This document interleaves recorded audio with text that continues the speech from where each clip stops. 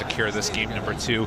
I gotta say, man, I saw that Darkseer picked, just jubilation. I love this hero. It's so awesome. Yep. And then immediately the Oracle came out, and it was just, it's such a tough matchup. I can actually tell you something here. Tell me. Now, VP currently spamming the shame line of the beloved Sir Action Slacks. He did a winner's interview with Y. Did you hear what he said? He said... He talked about Oracle. He said, "Why? When's the Oracle coming out, man? It's your favorite hero." And Why's like, you know, it's like it was gifted to him. There's one hero where you see it and you go, Oracle. Yeah. Give me Oracle. It's Darkseer. And the reasoning for that, if you maybe haven't played so much Dota, we'll get to that after, in case there's an engagement here. There might just be. Gotta be careful here by LGD. Roll in onto one, and GBK gets the body of Faith Beyond, able to take the other. And just like that, we're off to the races. And already the Ion Shell. Yes. There it is. There it was, ladies and gentlemen. So you saw there was an Ion Shell on Earth Spirit. Well, I guess we'll go to step 1. Ion Shell is a spell from Darkseer. He puts this little aura on you. It's a tiny little ball, and it damages heroes right next to you. Quite a bit of damage. And, you know, that's great. Earth Spirit, he likes to roll on top of people. He stuns them, he slows them, and he just keeps hitting them. Well, you know, Oracle, he has this lovely spell called Fortune's End right there. That can take off any Ion Shells that are on the Earth Spirit. It's a great counter in lane. That means that Darkseer, of course, if he's trying to Ion Shell creeps, whatever he's trying to Ion Shell, you can remove it as Oracle. And it's pretty much the spell that you play around throughout all the time. And then later on as well, when you're playing as the Darkseer, if you're trying to kill people, it's all magical damage. Oracle spell Fate's Edict, incredibly good at mitigating that. And then the other thing is that it also takes off Surge. So every little bit of Darkseer pretty much is countered. But we'll see if they're still going to be able to have a decent time with them. The one part that's still going to be nice is getting a back wall off later on and just the team fight presence that hero brings. But regardless, there's some other heroes. You play this hero. Why'd they pick it? It's great with Tiny. You know, you love to run in there. Yeah, Surge Tiny. That's good. Nightfall going to be enabled that much more, increasing farm potentially, increasing kill potential. It is good with these position 4s that can top people. Nice. Fortune's End or not, you know. Absolutely. It's a great spell. We'll see how this ends up working out for them. Is Faith Beyond going to take a nice chunk of damage there? Nightfall, Kingslayer, keeping that pressure on.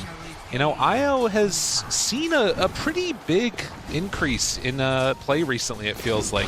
Particularly in the lead up to TI, it felt like maybe there's going to be a chance that we wouldn't see all that much of it, but now getting played consistently just as this core hero, core enabling hero that lets your position 1 show up to the fight even when they're on the opposite side of the map.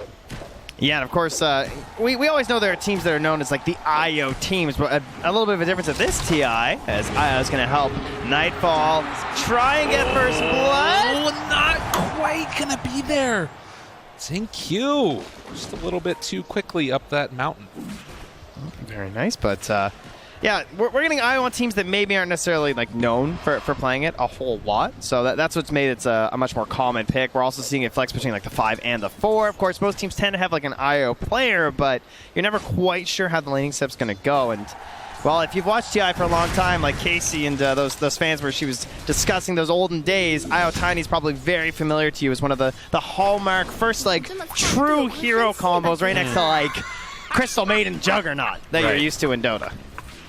And that's something that just works really, really well together constantly, is why going to try and pull this wave to connect it with the other. So this is one of the things that you can try and do as Oracle is force the laning matchup, because normally what happens with Darkseer is you need to pull that wave back behind the tower, get a little bit of separation, and in the end it is going to be a little bit of disruption. They pull the range creep away, and DM just going to have to hang on with these melee creeps here. Does get that XP a little bit shared there between him and Save, as the wave will be pulled over to the side.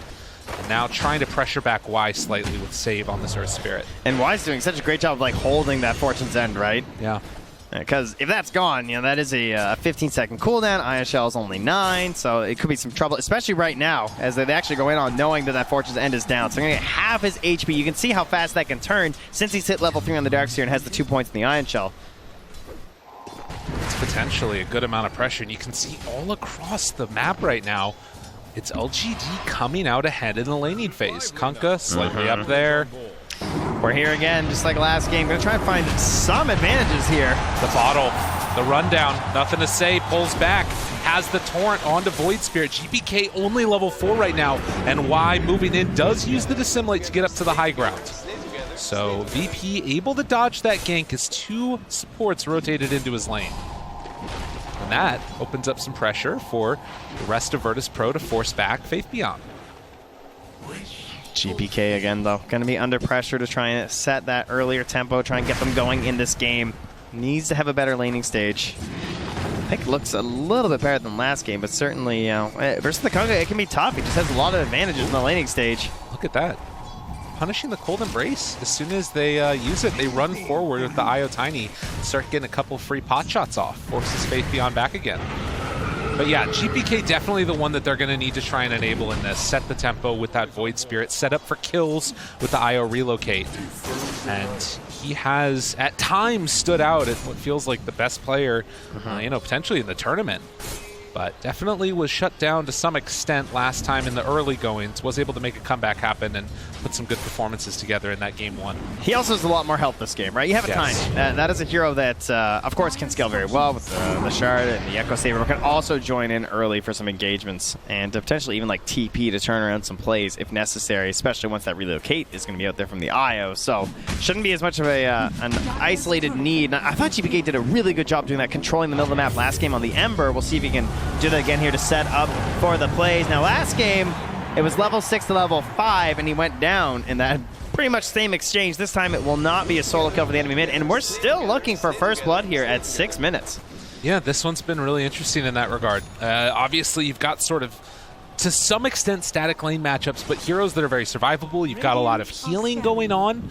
On LGD's side, you've got Necro, Winter Wyvern, and Oracle, all are who about keeping people alive. And then, likewise, an Isle that just keeps people stacked up constantly, as Catapult Wave is going to be pressuring mid a little bit.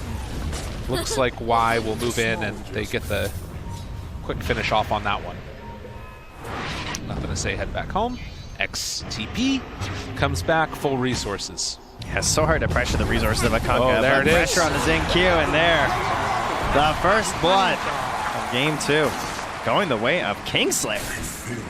Not necessarily who would have expected it. Instead, the move through and save. Gonna go down as well. Nothing to say. Claims that one as meanwhile, Y also chased down. So a flurry of action.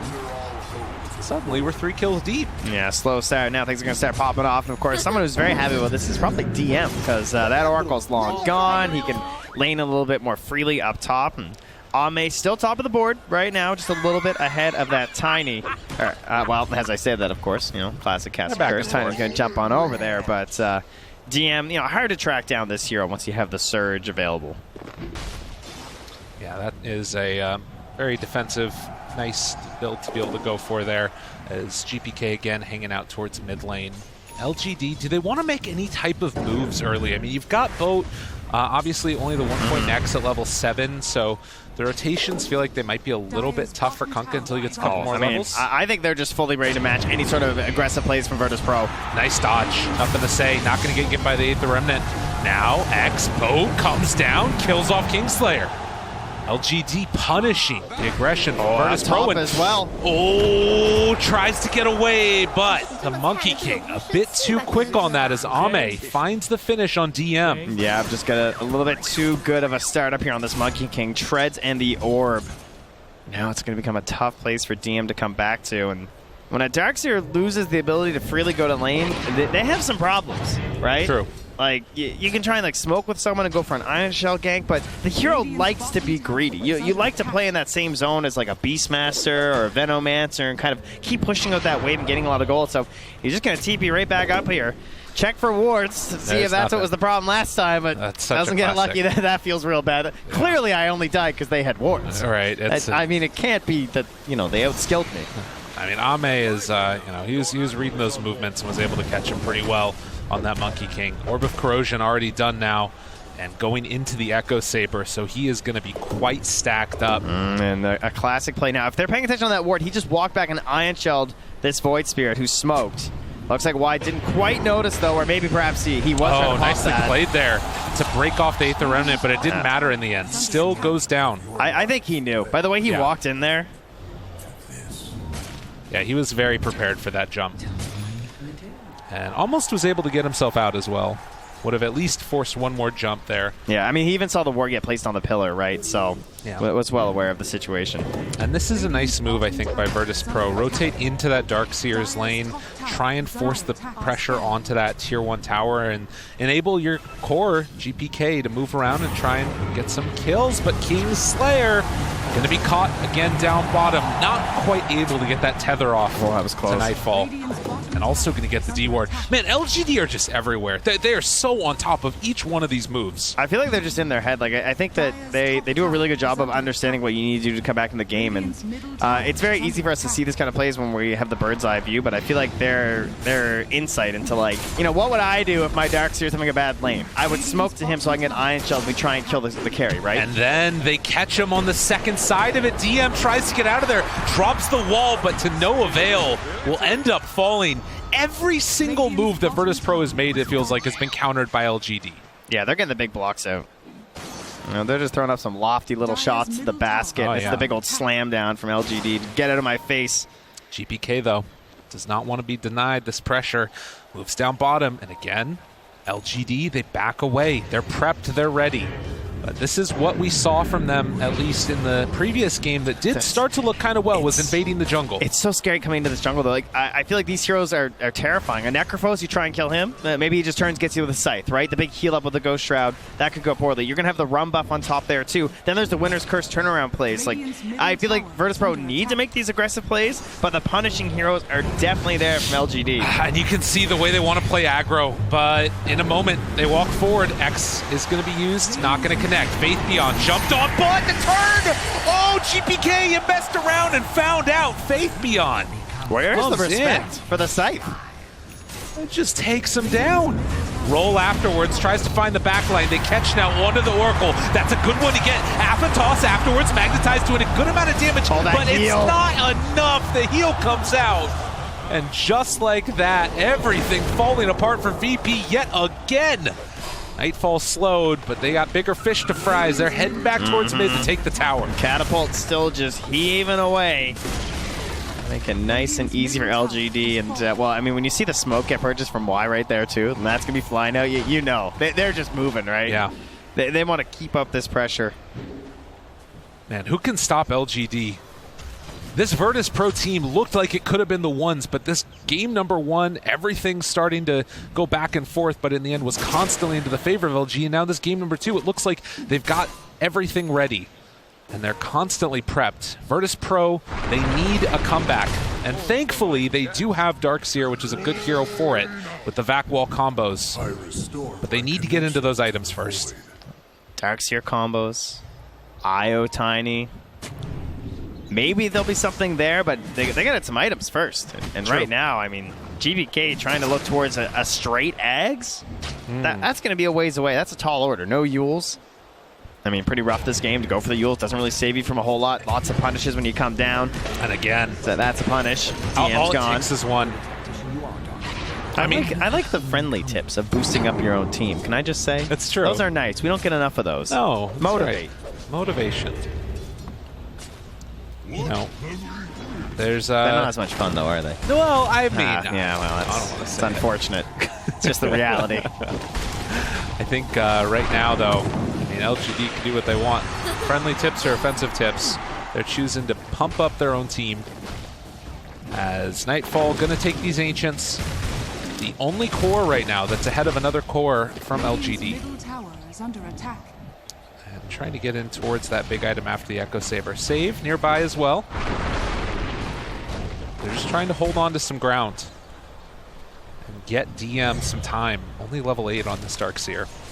Yeah, he's going to need some help. He's definitely not the playmaker out of the Tri-Core right now with the start that he's had, so going to be relying on the Shadow Blade from the Tiny alongside the Relocates, as well as just the Void Spear and the nature of how that hero operates. And besides GBK knowing that he has to get involved a little bit earlier, we'll just straight up buy a Kaya, not going to be able to go for a bigger ticket item.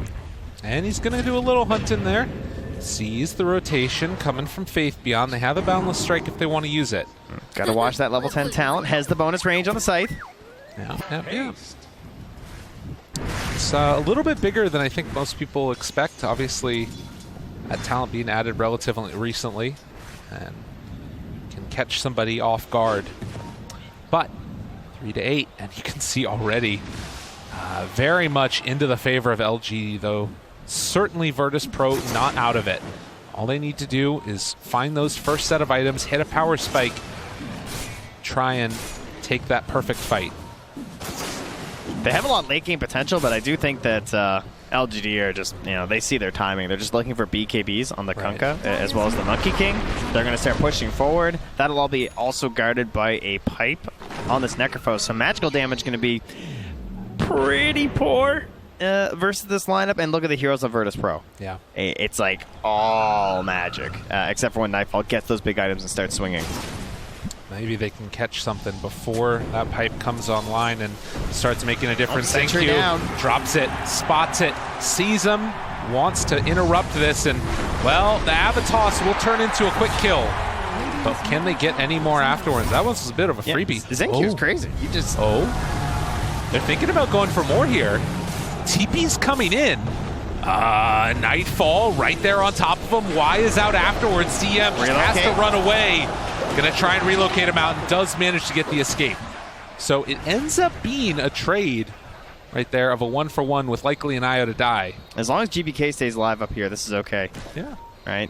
Does get X'd, but not gonna find the combo. That's the freebie back down bottom. All right, we're good. Yeah, so like you said, GPK able to get out. They lose the 2 supports and still getting some farm on their heroes, but you can see LGD taking the move now to constrict the map.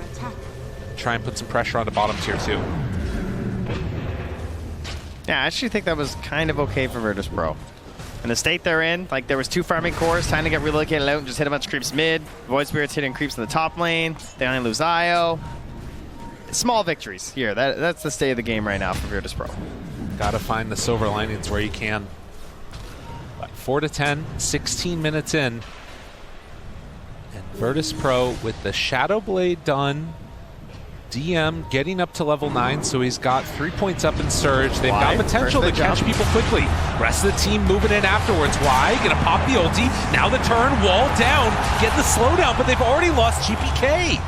And Y just walks away. Oh man, if he gets out of here as well, nobody from LGD really is going to get punished with this, with the Wyvern already dead. Why now? Okay, the jump forward, wants to make it live. Avalanche tries to get away, but not quite going to get out. At least they got that. Goes down. Sentry, though, the original one's still there. And Nightfall, he's got to run, got to hide, got to escape. DM TP's out right underneath that tree.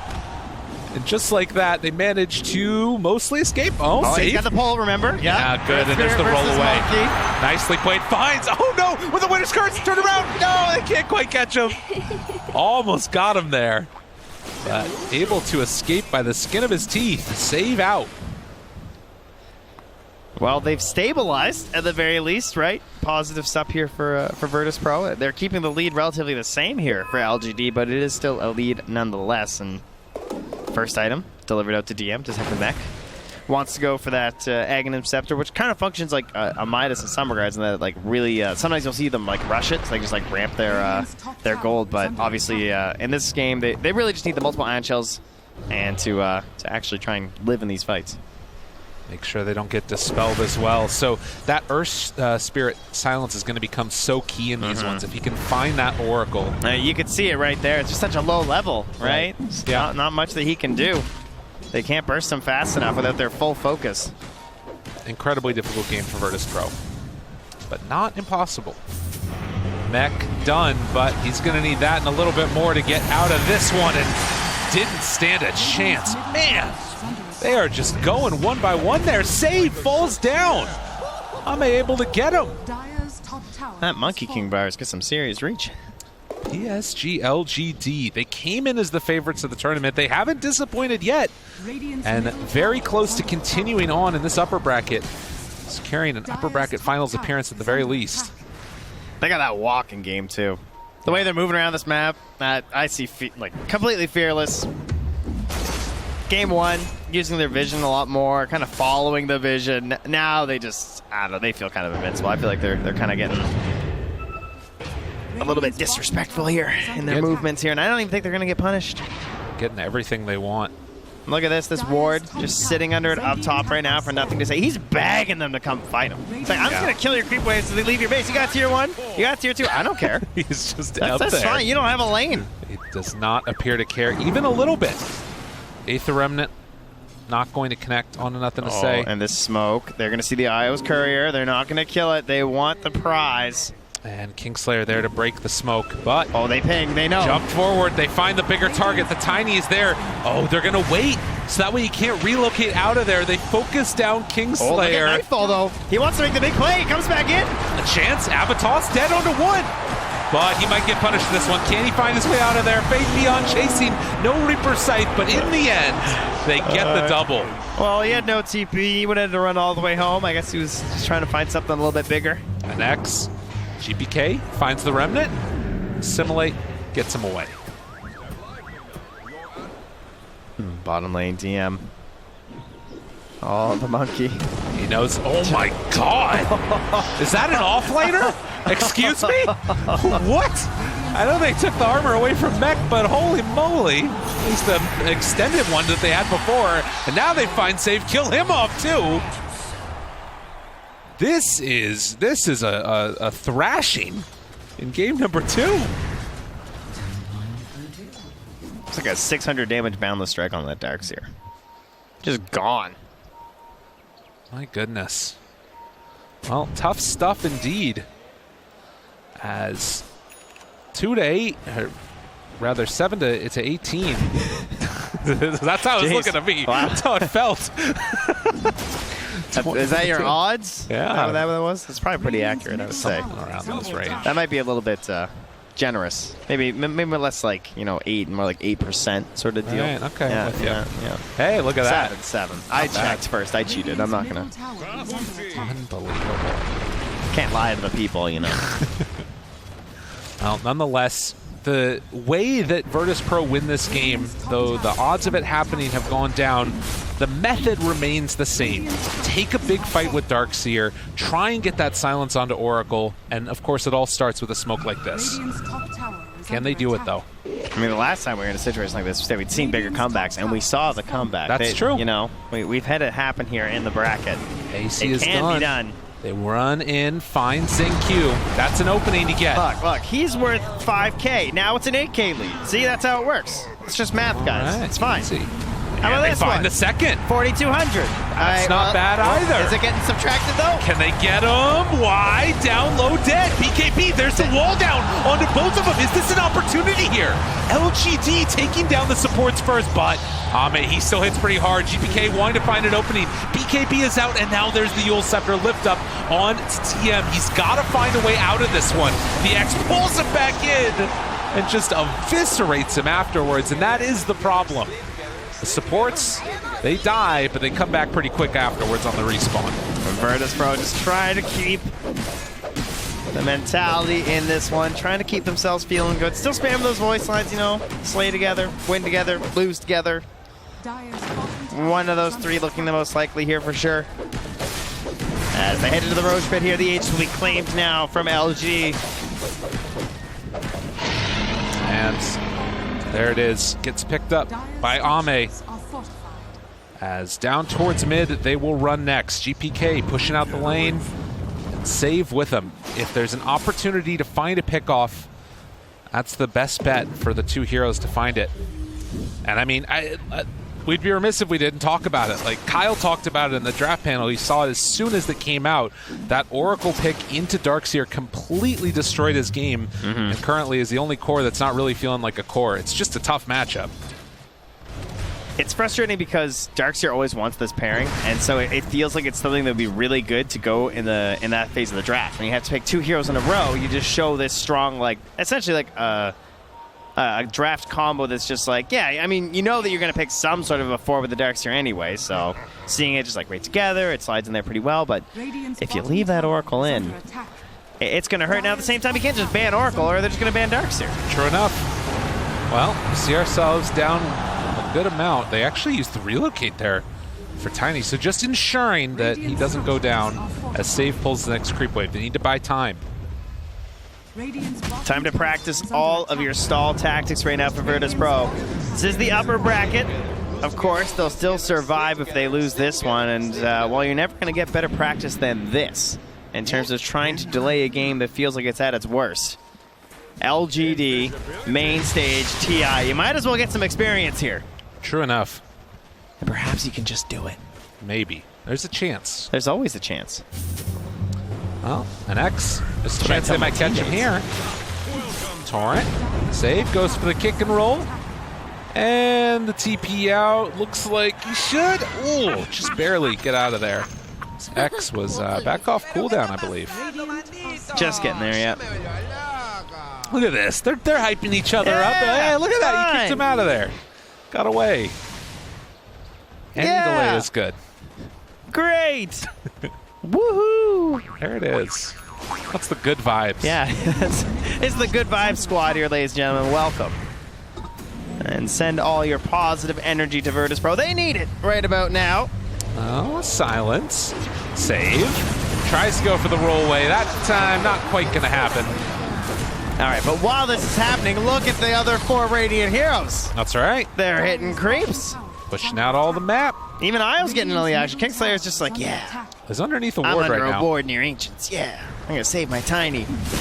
Gets into trouble. Meantime. Rax? Who needs Rax? We can't fight this anyway. Take them. We don't want them. Take down those mid-racks. Lazy creeps can't even defend the base. We're doing the real work down there. Oh, you think we care about our bottom lane? Okay, yeah, maybe we do. And they're going to show up for this one. Guys, should we fight this one? Yeah. Smoke up. Virtus Pro. What can they do here to stop this? Potential round 2. The toss-back play could be something to look for. Or the rollback. Vacuum only onto one. Wall afterwards not doing nearly enough. They did find that Oracle, but can't quite get the kill. And just like that, why it's going to live through it. A godlike spree. And, well, you churn around with the Winter's Curse. The Torrent afterwards. One by one they fall. And LGD will not be denied. This team has been hell and back. They're trying to finish this one off here. This upper bracket match, trying to get to that upper bracket finals. They turn on to GPK as well. Finish off that rack. Still one more tier 2 tower remaining. But LGD, they want to close this one out right now. Why? With the blink lines. He's on his march to another Aegis, of course. Oh, remembering his old friend who was there the last time. There it is. GG is called. We got 2 teams in the upper bracket finals that are looking unstoppable. And LGD is one of them. Are they the unstoppable object or the immovable force? I hear Insania always talking about Team Secret and the wall. That's right. They must be the immovable force, so, you know, this must be the unstoppable one. And, of